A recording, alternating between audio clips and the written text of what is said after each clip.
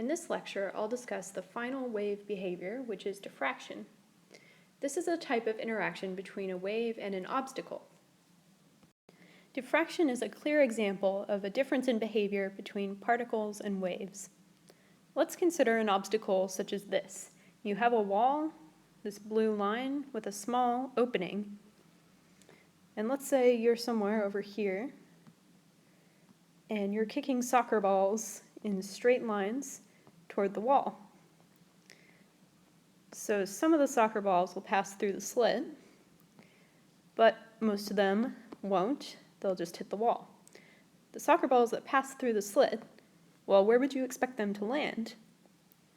Obviously, they're not going to land here because these soccer balls hit the wall and didn't pass through, and same here. So the only soccer balls are those who pass directly through the slit, and you'll expect them to go in a straight line, and you'll get a pile of soccer balls right behind the slit. This is just basic intuition. When confronted with a similar obstacle, waves behave very differently. Let's say you have a light wave, which is here represented by these lines. The light wave is traveling in this direction, and the vertical lines represent the crests or troughs of the light wave. And the wave encounters this boundary with a slit. Light passes through the slit, but not through the boundary.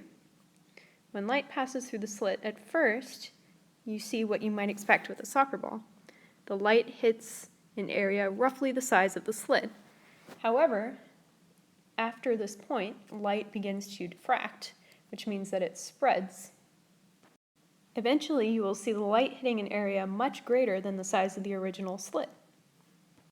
This is a major difference between particle behavior and wave behavior. This might seem a bit counterintuitive, but it can be useful to think of an analogy in terms of water. If you were shooting water through this slit, you would expect that at first the water would simply pass through in a straight line, but eventually would fan out. Light and other waves behave very similarly. Let's consider something a bit more complex.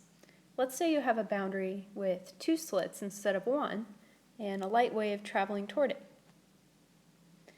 Well, there will be diffraction at both of these slits, so you'll see a pattern that looks like this and like this. Hopefully you recognize this pattern from our previous lecture. Here you'll have plenty of interference, an interference pattern.